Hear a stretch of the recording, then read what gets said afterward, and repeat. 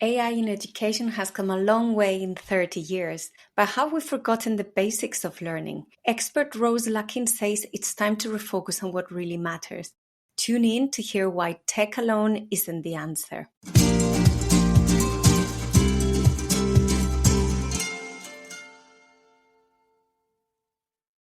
Hello and welcome. I am Carmen Tomas, your host today, and I'm delighted to welcome Rose Luckin today. Hello, Rose. Hi, Carmen. It's lovely to be here. Thank you for inviting me. Rose is a professor emerita of education at UCL, and she's also the founder and CEO of Educate Ventures Research.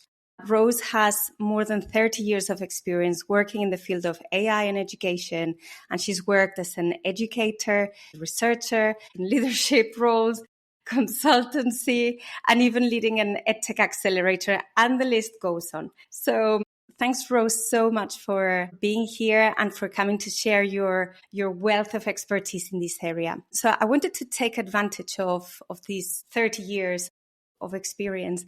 And I wanted to really start looking at the past and making the most of whatever, your experiences from when AI was nothing like what it looks like today. And it was a much, well, I wouldn't say a smaller field, but definitely was not so noticeable that everyone's talking about it. So Rose, tell us a little bit about when you started, how you got into it. Sure. And it's really nice to talk about this stuff. I think it's very important that we connect what's happening now with AI in education with the decades of really valuable research and learning that's happened that may not be using generative AI, but is still highly relevant to what's happening today. And so, I got started back in 1990. That's when I signed up for my computer science and AI. That's when I started my computer science and AI degree studies at the University of Sussex. And I sort of stumbled across AI rather accidentally, actually, in that I'd previously worked in banking and finance, and I had two very young children, and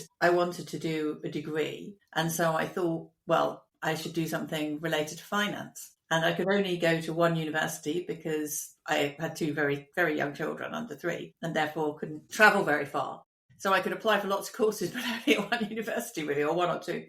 And so I applied for economics and a couple of other things. And then when I was looking through the prospectus, I found this course about computer science and AI and started reading about it. And I went out and bought the books that they suggested you might read if you were interested. And I thought they were fascinating. And I thought, I'll apply for this as well, because I can, and it looks really interesting. I got rejected for economics.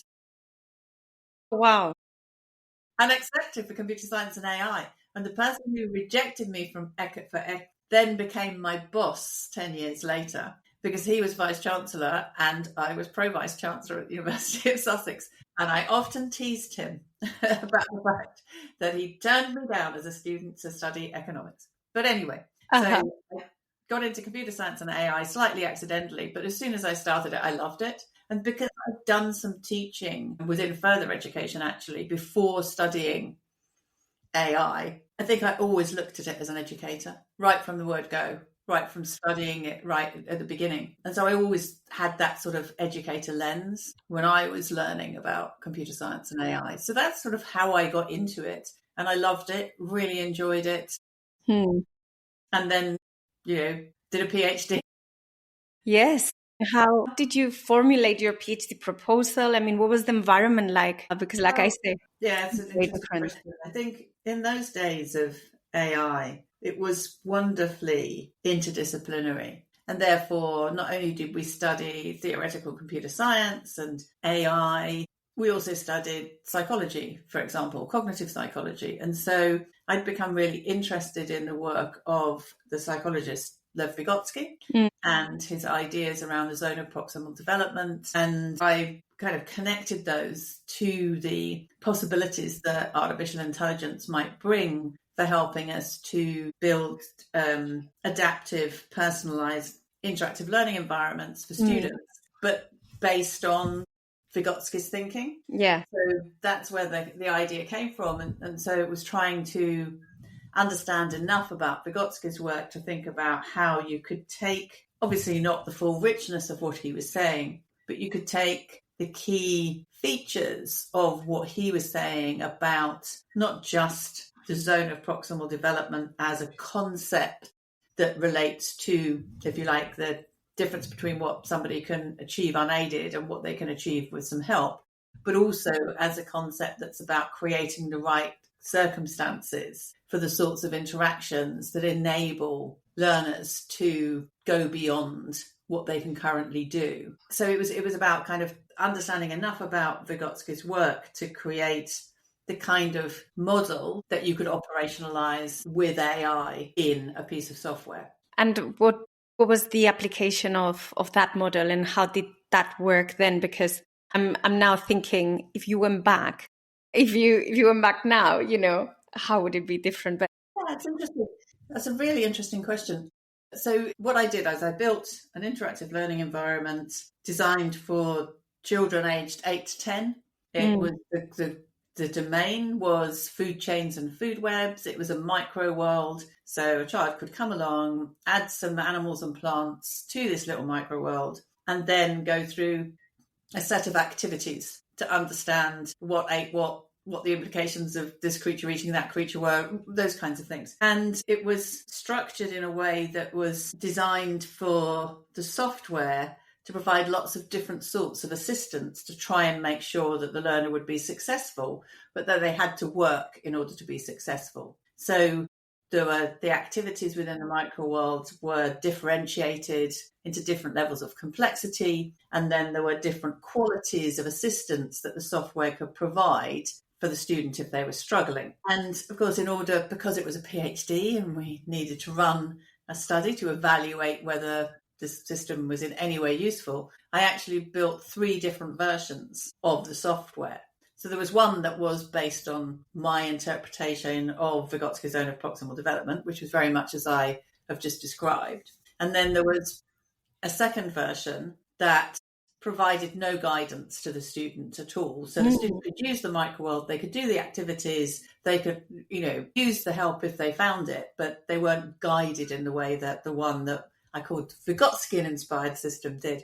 And then I also had another system as a comparison that was a sort of halfway house where it was slightly less directive and it was more for the student to seek out the assistance in the system.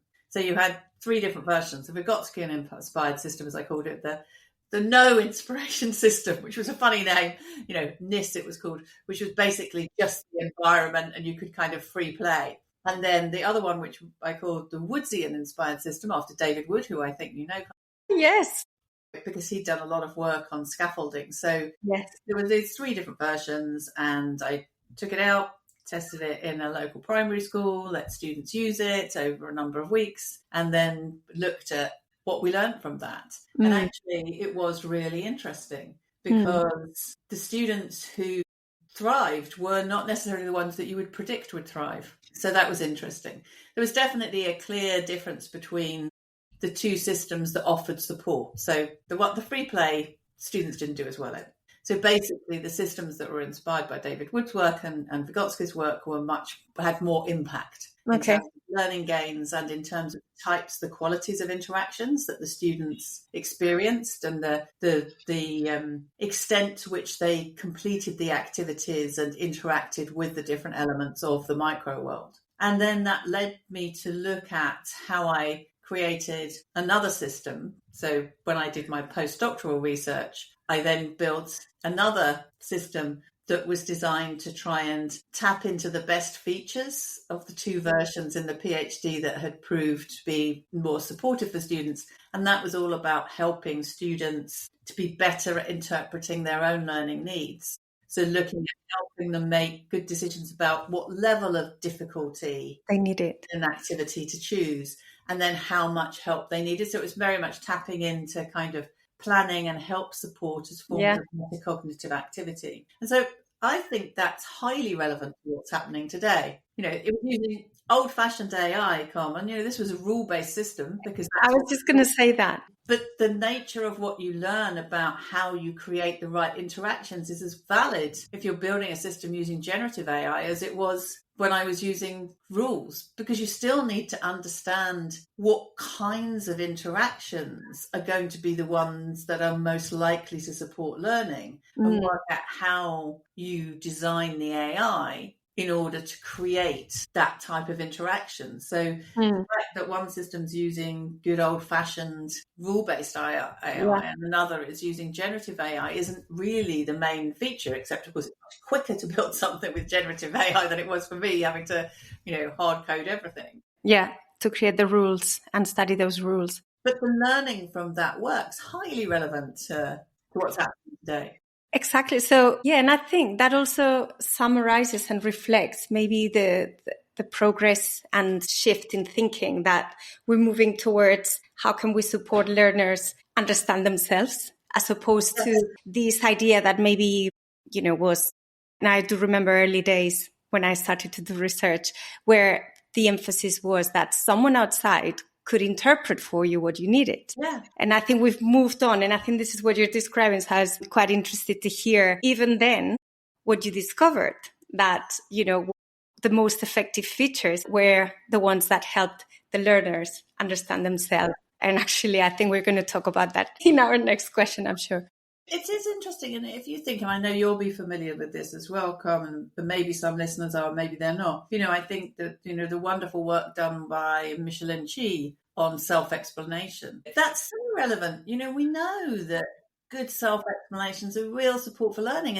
And that, again, is something you can do just as easily when you're building something with generative AI, encourage that self-explanation as you can. Yes. Without. So there's so much learning. Yeah. We can gain from this kind of work. Yeah, absolutely. No, and I do remember that study about self-explanation, and I still quote it, even nowadays, because when people ask me, like, what's the most powerful? No, I still quote it. We know sometimes, and I'm sure you know this and feel like this, like sometimes people want like one recipe, one solution. And it's not very often that you have this kind of hard evidence that, is universal. But I think, one of those few universal truths is use self-explanation. It's like, you're not going to go wrong with that one. And I still quote it. So that is really interesting. So what you're saying, Rose, after years of research, your conclusion basically, and this is always reassuring to hear, people that start with technology and wanting to find a technological solution, actually, you just come back to basics and what the good principles of learning design are. And I think that's an incredible reminder, because I think nowadays people are getting really anxious. Maybe there's a bit of a hype around AI, but I think I always try to remember, let's go back to basics, and how we learn. And this is what you're saying. And that's where the effectiveness is. So thanks for sharing that. That's been really interesting. And I hadn't heard about your early work, because there's so much work you're doing in the present. So following on that, and what we can learn. And I mean, we know there is this saying that in order to understand the present and the future, we need to look to the past. So I want to sort of really make the most of your 30 years in this field, seeing so much innovation, you yourself leading innovation, you yourself researching and being a leader in this area. So what are these foundations for you? What are what are your pillars, and what have we learned from research? So what are your main messages, Rose, following from your own research, but also from the research you've been following in 30 years? I think it's a really interesting question. I mean, obviously there are out there learning sciences principles which are enormously valuable, whether you're teaching with AI, learning with AI or not, and they're there, and I always encourage people to look at that research for sure. I think looking at the field of AI in education, when I first entered it back in the 90s, we were very much in the world of intelligent tutoring systems stroke interactive learning environments, where these systems were rule-based. We were starting to use machine learning, so there was also machine learning involved. But it was very much about understanding the nature of the interaction you wanted to design to happen with a student, with a group of students, to support collaboration or to support individual learning. And so there was a lot of work done to look at how you create effective interactions, either between students and students or tutors and students. So I think there's a huge amount of valuable work there, looking at particular design features within that space. But one of the things that really struck me in the early days, and there was quite a big transition really, was that initially the kind of AI in education community was in a little bit of a bubble. And most of the work was done in universities. So there wasn't a lot done out there in schools. It's a bit of an overgeneralization, but there was much more done in universities. And then, quite a few key researchers, particularly at Pittsburgh, people like Ken Kerdinger in the Pump Algebra Project, really started to look at school-based AI in education. And we really started to shift our appreciation to understand that in order for those interactions to be effective, you needed to understand the context. So you needed to understand the circumstances in which the system was going to be used. So then you kind of saw this growing field of what you might call implementation research. So understanding that it's not enough just to design a good system based on sound principles about, okay, we know step-based learning is a good start, for example, and we know that the granularity of those steps, if it's too small, doesn't actually make that much difference. There's some things that we know about designing interactions. Okay, and that's great. We need to get that bit right. But then you also need to look at the context and the extent to which the circumstances, and in particular, teacher preparation, if you're looking at a school classroom, is taken into account in order to make sure that that system that's been designed well is actually implemented appropriately. So I think they're two key things that is important to remember. But sort of beyond the looking at the basic design principles for interactions, so much rich work that's been done on looking at how you prompt dialogue, how you encourage students to talk, that self-explanation work that I was talking about, work on agents and characters and the way in which, a character can be designed, an on-screen avatar, for example, can be designed in a way that encourages students to behave in a particular sort of way. There's such a rich body of work about the nature of the ways in which an intelligent system can interact with a student, a learner, a group of students. It's that kind of that looking at the nature of interactions goes so far beyond identifying that we need the right granularity of step instructions. Do you know what I mean? That there's that rich body of work. But then equally, there's this appreciation that actually we also need to look at the circumstances, and in particular the educator preparation, to make sure that however the AI system application, whatever it is being introduced to students or introduced to teachers, introduced to leaders, it's done so in the optimal way because the circumstances are such that the preparation has been done. And that's true for, a generative AI chatbot, as it is for my little system when I built it as a PhD. Exactly, yeah. So I think there are some real foundational principles. Then once you start digging down into particularly those sort of design principles, there's a whole host of things that we can learn. All of the attention being paid to designing AI tutors at the moment. I think in a lot of instances, looking at some of the older research within the AI ed community around tutors is still enormously valuable. Okay, so there is the design aspects that are relevant up until today. I like the point very much because it's always, no matter what you do, is understand the context, right? And we do forget this. Yeah.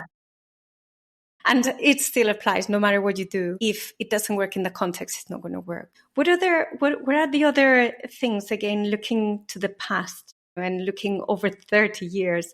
What are there any other sort of I think one of the other things I'd highlight is the importance of interdisciplinarity. If you're going to design a good AI application, if it's in the teaching and learning space, now obviously, AI is currently being used to support administration in education, and that's valuable too.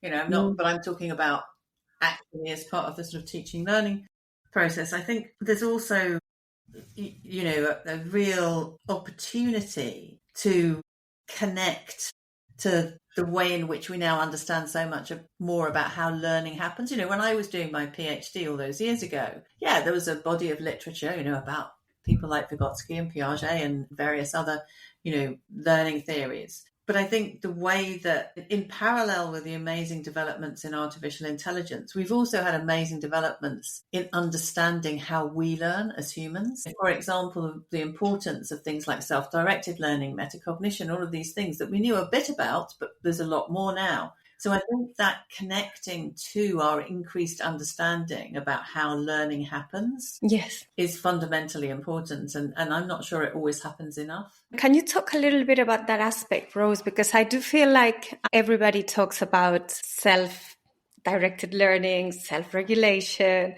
Can you give us your understanding, and also where have you seen these implemented in a suitable manner? Specific examples I can give you, because it is, it's complicated and there's a lot of nuance in the literature in this space. But a very practical example, if you look at the schools in the Nord Anglia group, they have a very active project looking at metacognition. And how they can support the teaching of metacognition in a very specific way within some of their schools. And they have also thought about how that connects to what AI could do to support that. So there's a very specific example of work that's been done in a practitioner context. Then also speaking to that piece about self-directed learning and self-understanding, we did a piece of research with Arizona State University, so within higher education, where we looked at the concept of learning to learn, which is obviously connected to self-directed learning and metacognition. And so we were asked by the university to analyze data they'd already analyzed. We couldn't collect any new data, but using different AI techniques to see if we could identify within the data evidence that students were or were not learning to learn. So obviously we then had to sit down, there were two faculties, psychology and biological sciences, and we worked with faculty leaders to make sure that we were all on the same page in understanding what we meant by learning to learn. So obviously we unpacked it, we did a literature review, we looked at, in quite detail about what are the sub-concepts of learning to learn, and then look to see how you can connect the micro concepts, if you like, within a detailed breakdown of something like learning to learn to the sort of data signal that you might be able to find, so you can start to get a sense of what's going on. And I think this is where AI has tremendous potential, because you can start to look at the really detailed micro steps in a learner's journey and across hundreds, thousands of learners, and look for similarities and start to be able to identify, students who look to be more effective as learners and actually to explicitly consider themselves as learners and what they should do as a learner, share some of these particular behavior patterns, and how might we support students who are not as effective to perhaps adopt similar patterns, and would that help them to be more effective as learners and understanding themselves as learners. So I think, there's some really important work that has been done, that's still being done, that needs to be done. And AI as an analytics tool is hugely useful in this way. So tell me more about this Arizona State case. This is always very tricky because everyone would like to make the most of the data that they have in their systems, be it in their LMS or in their assessment tools. And so everyone is in this situation where they have this collection of data that they've not purposefully collected. But you're saying that Arizona State could get some meaning from this. And my question is, what were those measures that they had? What kind of data they had? Yeah, they were measures that we designed. So we looked at, actually there's I can send you a link to a publication that people can go away and read if they want the detail, because that's probably easier than me trying to explain the technical detail in a podcast. But basically, we looked at the chronology of each learner's journey and identified different activities that they engaged with, and then looked at each activity for elements of evidence that as part of this activity, students were evidencing some sort of micro component of the way that we'd broken down learning to learn. Okay. So what you saw was when we looked across the body of data for several thousand students, you found that you could use different AI techniques to identify different profile groups. So you would have broadly 3 groups of students. You'd have those who were actually incredibly economical with their effort, but very effective, a small group. Then you have the majority of students who work hard, but actually are not that effective, either in terms of their course grades or in evidence of learning to learn. And then you have a small but not insignificant group of students who are just not doing well at all.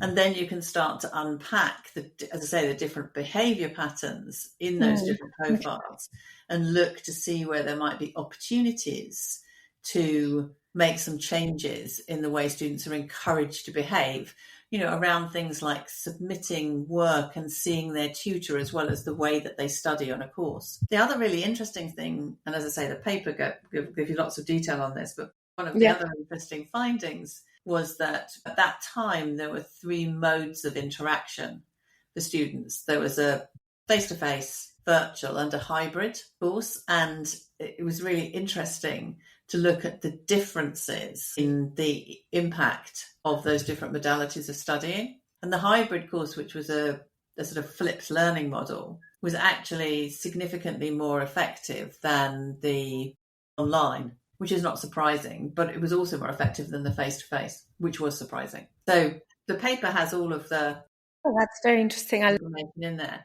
But it was certainly interesting to look at how you can use AI to try and get at these really difficult to identify concepts. And I'm not suggesting that we came up with a, comprehensive answer to identifying learning to learn, but I think it was a valuable step in understanding more about how you go about doing that. Yeah, and because certainly for me, as much of the wonderful work being done within the world of learning analytics confirmed the way in which these technologies enable us to understand so much more about the process of learning than we could do previously. But it's that combination of understanding more about human learning and understanding more about how the technology can track it. You need both, because we couldn't have done that work without a detailed analysis of the concept of learning to learn. Exactly. Otherwise you just have data, right? And it doesn't, people talk a lot about data visualization, and I also always want to ask the question, but what's the question you're asking of the data? Yeah. Because unless you're asking the right question, the visualization isn't necessarily that useful. Yes. So thanks for those insights, Rose. Okay. And as an expert, I think experts always have in their minds some idea of the future. And I know you'll probably have a few ideas, but I'm just going to ask you for your, say, top prediction about where the world of education is going to be with AI in the future. Okay, what's your top prediction in your mind? Yes, I'm not sure this is going to be terribly helpful, but what I would say is I have no question whatsoever that AI is going to transform education. I don't. It's going to happen. It'll transform society. It already is. It will transform the world, not least because significant people are investing vast amounts of money. And, the technology is smart. It is useful. It's not going away. It will transform education. What I don't know is how. And there's lots of ways we might try to predict that. But at the moment, I think that's a mug's game, because whilst it's possible with some degree of potential reality, perhaps to say what the technology might be capable of doing in 1 year, 2 year, 3 years, that doesn't speak to how people will or won't accept it and what they'll do with it and what the intended and unintended consequences of its use will be. It's what you said a little while ago, Carmen. We can't just look at the technology and think we can design something or predict something. It's about people, and that's the bit that's hard to judge. So yes, I absolutely think AI will transform education. It'll do it unevenly, unequally, and that's not necessarily going to be a good outcome, unfortunately. It could have a great outcome, but I think exactly what that transformation looks like, it's really hard to predict. because it will depend so much on how people do or do not use the technology. And that's people with good intentions, people with bad intentions, people in general. Are they embracing it? Are they not embracing it? And we know it's very patchy at the moment. So I think I'd challenge anybody to really say with any confidence that they can predict exactly what it's going to be like, because we can't. Okay, well, that's a really good reminder, of how technologies evolve and people are a crucial factor, and we tend to forget that, don't we? So thank you, because that's, again, another foundation and principle. And I think you do that very well in your work, Rose, both with ethics, with reminding us, of the history and what's important ultimately. So thank you for that message. Pleasure. Those basic principles are super important. So thanks, Rose. That's been so good.